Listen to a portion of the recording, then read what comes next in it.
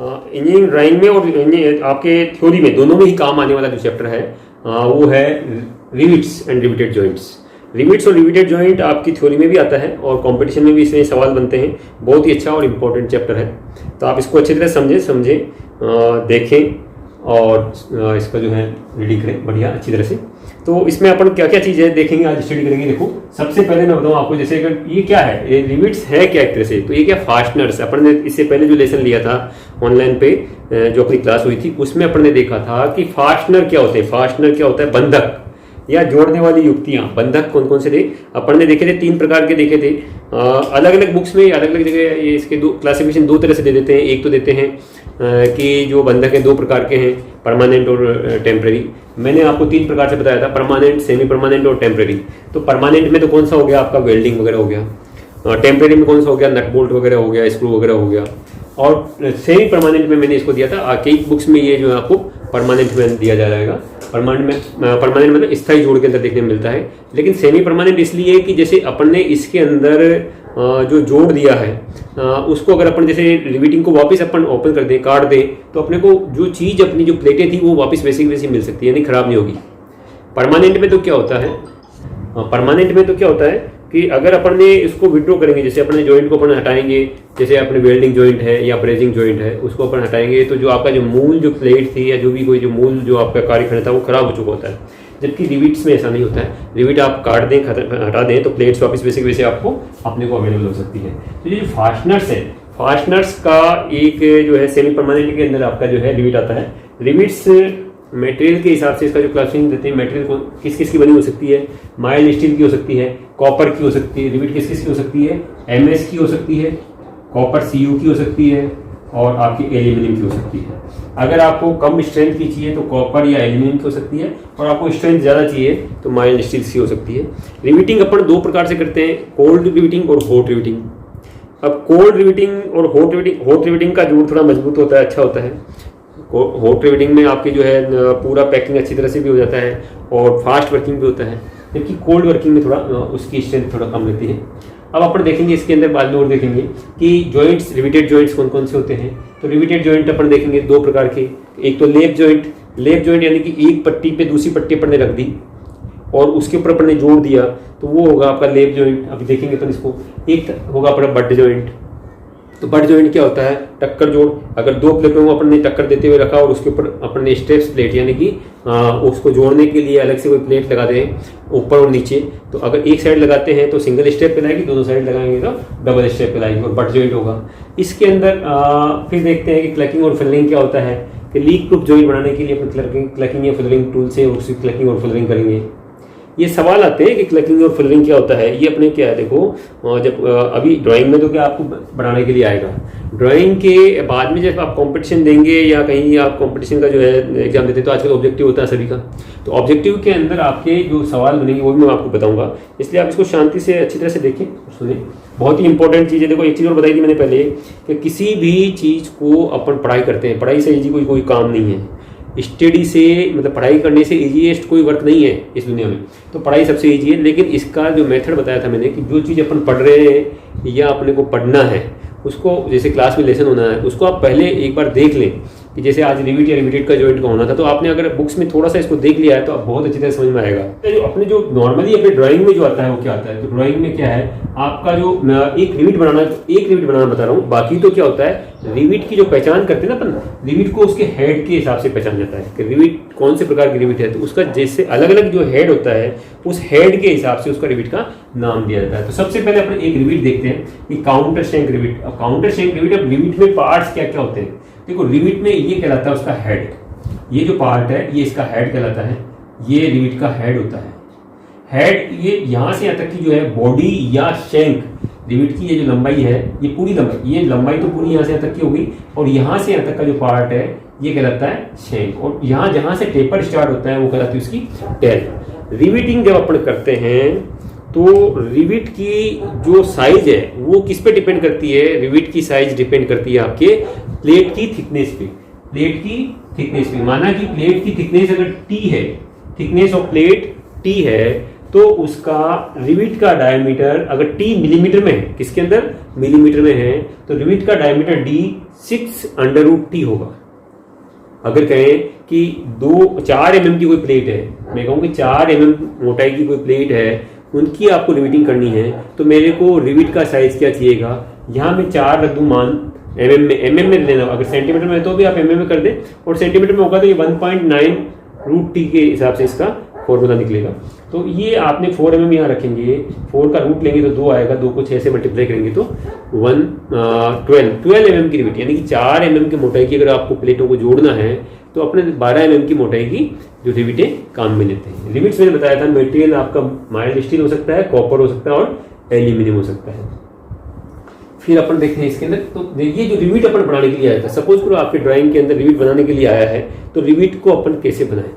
जो रिविट है एक सिंपल जो में स्नैप हेड रिविट है, जो कॉमन रिविट है, कॉमन रिविटिंग के अंदर काम में आता है। इस स्नैप हेड रिविट को आप बनाएं तो इसमें क्या क्या ध्यान रखें, जैसे अपन ने एक रेफरेंस लाइन लिया, रेफरेंस लाइन पे सेंटर लाइन डाल दी, सेंटर लाइन लेने के बाद में इसका सबसे पहले अपन ने क्या बनाया, हेड बनाया। हेड बनाने के लिए क्या किया, या हेड नहीं बनाया तो सबसे पहले इसका जो है बॉडी या जो शेप बनाए। मान लिया कि मैंने 12 mm की रिविट बनानी है या 10 mm की रिविट बनानी है, सपोज करो मेरे को 10 mm डायमीटर की रिविट बनानी है, तो मैं यहाँ से यहाँ तक का 10 mm ले लूंगा, यानी कि 10 mm लेकर के सेंटर लाइन के 5 इधर और 5 mm इधर लिया। लेंथ इसकी जो भी है 3D से ज़्यादा, 3D D से 3 गुना से ज़्यादा तक होती है। और ये अपन ने जो यहाँ से जो है इसका जो है रेट देखते हैं, तो यहाँ से यहाँ तक ये कितना है 1.6D है, 1.6D है। अब इसमें रेडियस R जो लग रहा है, इसका हेड का जो रेडियस है वो है 0.8D, कितना है 0.8D।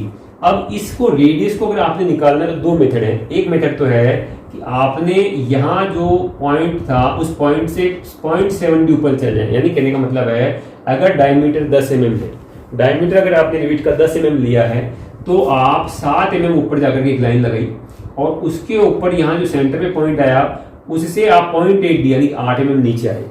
8 mm नीचे आकर के आपने यहाँ से एक चाप लगाया जो कि ऑटोमेटिक ये लगभग 1.6D के आसपास आ जाएगा, लगभग 1.6D के नियर बाय आएगा। दूसरा इसका मेथड होता है कि आप इसका सेंटर कैसे निकालें, तो ये 0.7D ऊपर जो आपने लाइन दी, ये पॉइंट यहाँ आया, इसको इससे 1.6D का जो है ना 0.8D इधर और 0.8D इधर लिया, 0.8D इधर लेते हैं और 0.8D इधर लेते हैं, इसको आपने मिला दिया। इसका सेंटर कैसे निकालते हैं वो बता रहा हूँ। इसके ऊपर परपेंडिकुलर बाइसेक्ट करते हैं, कितना, इसका परपेंडिकुलर बाइसेक्ट करते हैं। जो परपेंडिकुलर बाइसेक्ट करोगे किसका, यहाँ से इसको इससे मिलाया। अब ये पॉइंट कहाँ से आया, तो यहाँ से 0.8D यानी कि 10 mm इसका डायमीटर है, तो 8 mm आप इधर आ गए और 8 mm आप इधर चले गए। इस पॉइंट को यहाँ से 0.7D यानी कि इस पे पैरेलल लाइन आप डाली, इसके पैरेलल, यहाँ इस 0.7D वाला जो पॉइंट आया इसको मिलाया, इस लाइन का बाइसेक्ट किया, परपेंडिकुलर बाइसेक्ट। परपेंडिकुलर बाइसेक्ट मतलब लंब अर्धक किया। लंब अर्धक करने के लिए आधे से ज्यादा का चाप बांटते हैं और यहाँ से कट लगाते हैं, यहाँ से भी आर्क लगाते हैं और उसको जो कटिंग होती है उसको मिला देते हैं, तो ये परपेंडिकुलर बाइसेक्ट हुआ। तो ये जो परपेंडिकुलर बाइसेक्टर इस सेंटर लाइन को जहाँ काटता है वो आपका सेंटर आएगा। या तो आप ऐसे बनाएं या डायरेक्ट आप यहाँ से 0.8D नीचे आ जाए लगभग, तो आपके ये सेंटर आ जाएगा। इससे आपने ये आर्क लगाया। अब जब ये 0.8D यहाँ से है और ये आपका 0.7D है तो वो 0.1D बचेगा निश्चित है। और ये आपने इसका बॉडी बनाया और यहाँ पे आपने टेपर देते हुए इसका ये टेल बना दिया। तो ये आपका एक रिविट का कंस्ट्रक्शन है। अपने ड्राइंग के अंदर नॉर्मली फ्री हैंड ड्राइंग बनाने के लिए आता है कि उसका नाम दे देंगे और उसका ड्राइंग बनवाएंगे, या अपने ऑब्जेक्टिव में चित्र बने हुए देंगे, 4 चित्र आ गए कि उनमें से ये पूछ लेगा भाई कॉनिकल हेड रिविट कौन सा है, या कोई डायमेंशंस पूछ लेगा कि ये डायमेंशन कितना है, 1.6D है या D है या D है, D दिया हुआ है, अगर ये D दिया हुआ है तो ये कितना माप होगा, X लिख देगा इसको। तो ये डायमेंशन आपको थोड़ा ध्यान रखनी चाहिए। अब सपोज करो कि आपको ड्राइंग बनाने के लिए आ गया, फ्री हैंड ड्राइंग बनानी है, तो फ्री हैंड ड्राइंग बनाने में आपने सपोज करो पान हेड रिविट बनाना है। अब देखो सबसे पहले मैं कुछ टाइप्स ऑफ रिविट्स जो रिविटें जो कई प्रकार की है, रिविट्स को अपन उसके हेड के हिसाब से पहचानते हैं। उसका जो हेड दिया हुआ है, रिविट का जो हेड होता है, उस हेड मतलब ये वाला जो पार्ट है इसका हेड है, हेड के हिसाब से, हेड के पहचान के हिसाब से उसका नामकरण किया गया है, स्पेसिफिकेशन दिया गया है। अब देखो सबसे पहला जो रिविट है वो मैंने दिया है आपको स्नैप हेड। स्नैप हेड के अंदर आपका जो है उसका राउंड पार्ट इसके ऊपर होता है, मतलब जो गोलाई वाली ली हुई उसका जो हेड है वो स्नैप हेड रिविट है। दूसरी अपन रिविट लें तो वो है पान हेड। पान हेड रिविट के अंदर आपका ये जो पार्ट है यहाँ से यहाँ तक का, ये है आपका 1.6D। देखो इसमें भी 1.6D, पान हेड में भी 1.6D, और ये आपका जो है कौन सा जो आप कॉनिकल हेड है, कॉनिकल हेड मतलब कोन की जैसा, कोन में क्या होता है एक जगह जाके मिलता है ना ऊपर, तो कॉनिकल हेड है, इसमें भी लगभग 1.6D है। अब ये देखो आपका काउंटर शेंक है, तो काउंटर शेंक 1.5D से लेकर के 2D तक होता है, तो ये भी 1.6D अपन ले सकते हैं। इसका मतलब है लगभग इनमें ये जो हेड है, हेड की जो चौड़ाई है वो 1.6D आप स्टैंडर्ड ध्यान रख लें, कोई दिक्कत नहीं। और इसके अंदर केवल इसके अंदर जो आपका फ्लैट हेड है, फ्लैट हेड जहाँ ये फ्लैट हेड रिविट का काम में लेते हैं, जैसे अलमारियाँ वगैरह में रिविट करते हैं, जहाँ पतली रिविटिंग है, मतलब बहुत ही मतलब पतले चदरों में अपन रिविटिंग कर रहे हैं, तो वहाँ अपन नॉर्मली फ्लैट हेड रिविट काम में ले लेते हैं। हाँ, अब देखो आप ये देखो पान हेड का काम में लेते हैं, जहाँ स्ट्रेंथ मतलब जॉइंट का स्ट्रेंथ ज़्यादा देना हो वहाँ अपन पान हेड रिविट काम में लेते हैं। जहाँ स्ट्रेंथ की ज़्यादा नहीं है और जहाँ पतली है चद्दर, वहाँ अपन जो है ये काम में लेते हैं कौन सा, फ्लैट हेड। इसी प्रकार अपन लें तो काउंटर शेंक। अब काउंटर शेंक रिविट कहाँ काम में लेते हैं कि अगर जैसे रिविटिंग अपन काउंटर शेंक रिविट है उसकी स्ट्रेंथ बहुत ज़्यादा नहीं होती, क्योंकि आप देख रहे हैं कि अगर ये थोड़ा सा भी अगर जैसे उसको चीर दे होल को तो ये आर पार हो सकती है। लेकिन इसका उपयोग कहाँ करते हैं कि ऐसी जगह जहाँ ये जो पार्ट उभरा हुआ नहीं दिखे, उभरा हुआ बाहर नहीं रहे, मतलब पूरा फ्लैट हो जाए जगह, तो उस जगह अपन जो है काउंटर शेंक आपने होल देखा होगा कि काउंटर शेंक अपन होल करते हैं, काउंटर शेंक करने के लिए अपन टेपर डाल देते हैं उसके अंदर होल के अंदर, वहाँ काउंटर शेंक रिविटिंग अपन करेंगे। या काउंटर शेंक बोल्ट भी होता है, तो काउंटर शेंक हेड बोल्ट या काउंटर शेंक रिविट ये हो गया। तो काउंटर शेंक रिविट में भी देखो, अच्छा ये जो है ये जो चौड़ाई है इसकी, ये आपका 0.5D कितना है, 0.5D है। अब इसमें देखिए काउंटर शेंक 5वें प्रकार की रिविट लें तो counter shank with round head. Counter shank में क्या देखो ये कॉर्नर्स है, पूरा चपटा है, पूरा अंदर जाता है। अगर इस पे अपन थोड़ा राउंड पार्ट कर दें, थोड़ा सा राउंडनेस दे दें, तो ये जो कहलाएगा आपका counter shank with round head. अब ये जो इस राउंड हेड के अंदर है, इसका जो रेडियस है वो 1.5D होता है। कितना होता है, 1.5D। ये भी 1.5D है और रेडियस भी इसका 1.5D। यहाँ से सेंटर से आप 1.5D नीचे आ जाएंगे और ये 1.5D आपका ऑटोमेटिक कट जाएगा। अगला रिविट है इलिप्सॉइड, इलिप्स के जैसा। इलिप्स आपने देखा कैसे होता है, इलिप्स ऐसा होता है ना, तो इलिप्सॉइड हेड, इलिप्स अंडाकार आकृति का, तो ये इलिप्सॉइड हेड है जिसके अंदर इसकी भी जो है हेड की जो चौड़ाई है 1.6 है, और जो इसकी जो है ऊंचाई है हेड की है वो 0.6D है। इनमें आपके 0.7 से 0.8D थी, देखो 0.7D 0.8D, ये 0.5D था किसके अंदर, काउंटर शेंक में, ये 0.6D। और जो फ्लैट हेड है, इस फ्लैट हेड में इसकी जो रिविट का हेड है उसकी मोटाई 0.25D होती है केवल, है ना। तो ये अपने को ध्यान रखना होता है। अगर जैसे रिविट बनाने के लिए आया है, मान लिया कि आपका ये कॉनिकल हेड रिविट बनाने के लिए आया है, तो आपने चित्र ऐसा बनाना है, आपने इसमें डिजाइन नहीं करना। डिजाइन का मतलब जैसे अपने को पॉलिटेक्निक इंजीनियरिंग में लेवल में अपने को डिजाइन करना होता है, तो उसके अंदर पूरा नाप से सब चीज जैसे रेडियस वगैरह सब नाप से जाएंगे। लेकिन आपने अगर उसमें डिजाइन नहीं करना, आपने फ्री हैंड आता है, तो आपने आकृति ऐसी बनानी है, लेकिन इसमें जितने भी इसके स्पेसिफिकेशन लिखे हुए हैं, इसके जो मान लिखे हुए हैं वो क्यों लिखने हैं कि यहाँ पे जो रेडियस लग रहा है 0.25D का लग रहा है, ये जो चौड़ाई आएगी 1.6D आएगी, यहाँ का जो रेडियस बनेगा यहाँ से तक का वो 1.5D का है, ऊंचाई इसकी 0.8D है, और ये आपका D रिविट का। तो ये आपका रिविटिंग रहा। अब रिविट्स हेड के हिसाब से पहचाना। अब जब रिविटिंग करते हैं किसी प्लेट्स में, प्लेटों को जोड़ने के लिए अपन रिविटिंग करते हैं, तो रिविट को एक साइड में तो अपन ने हेड बना हुआ है, दूसरी साइड में हेड नहीं बना हुआ होता है, तो रिविट का हेड अपन कैसे बनाते हैं वो देखो।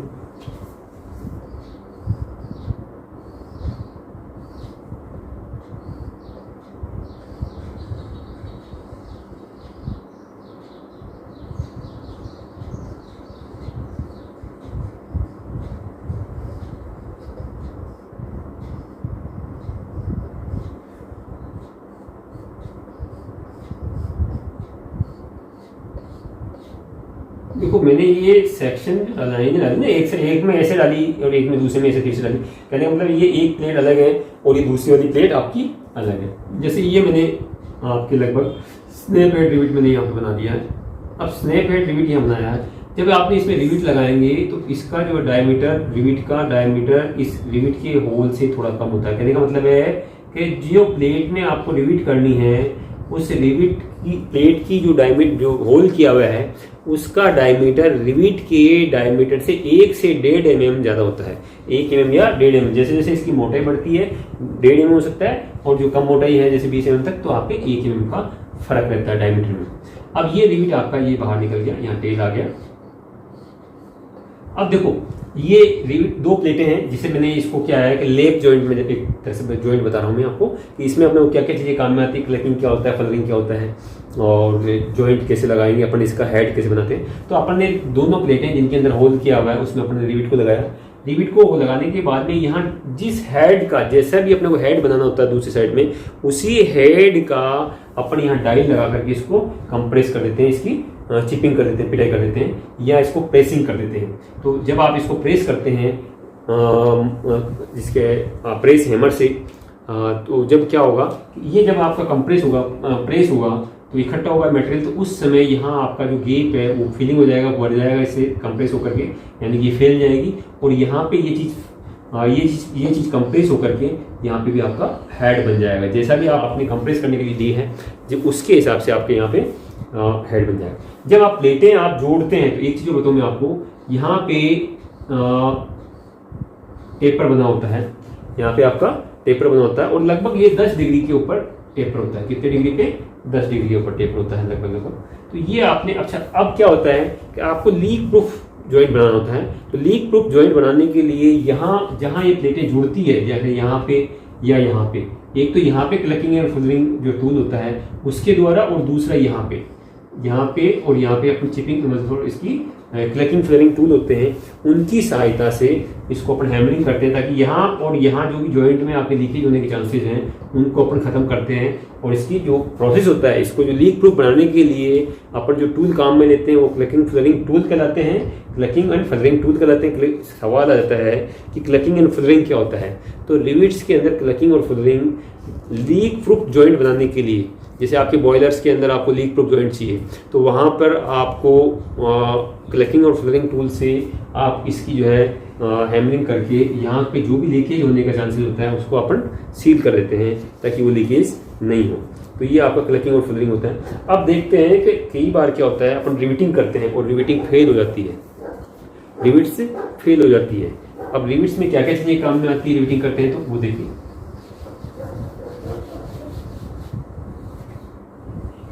रिविट्स का फेलियर होने का तीन कारण हो सकते हैं। देखो रिविटिंग अपन करते हैं, रिविट क्या करते हैं, रिविटिंग क्यों करते हैं, दो या दो से अधिक प्लेटों, नॉर्मली दो प्लेटों को अपन जोड़ते हैं, जोड़ने के लिए अपन जो है क्या करते हैं, रिविटिंग करते हैं। जोड़ दो प्रकार के, सबसे पहले लें अपन रिविटेड जॉइंट्स। रिविटेड जॉइंट्स को अपन लें, क्लासिफिकेशन करें तो दो प्रकार के जॉइंट्स होते हैं, लेप जॉइंट और बट जॉइंट।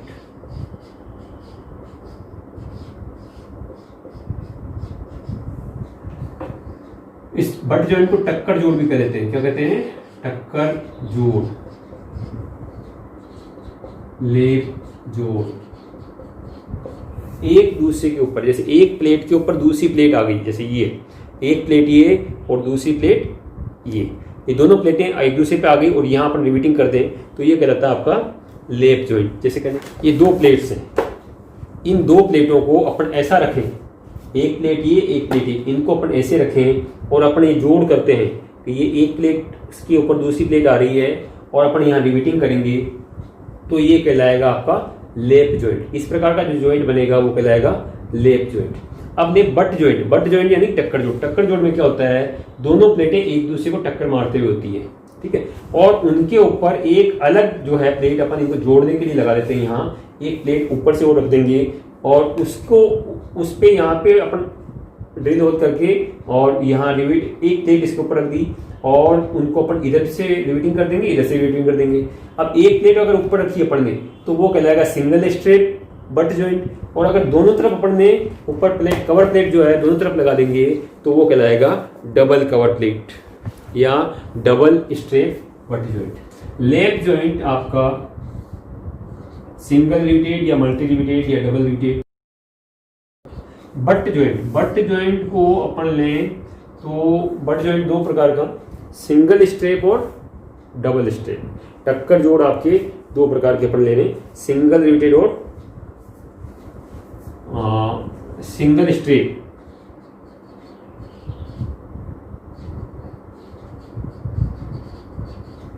और डबल स्ट्रेप।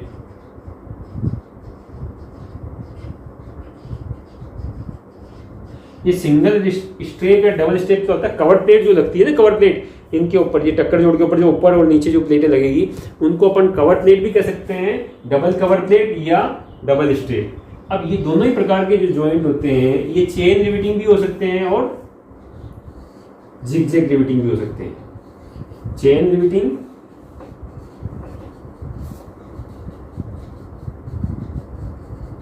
और जिगजैग।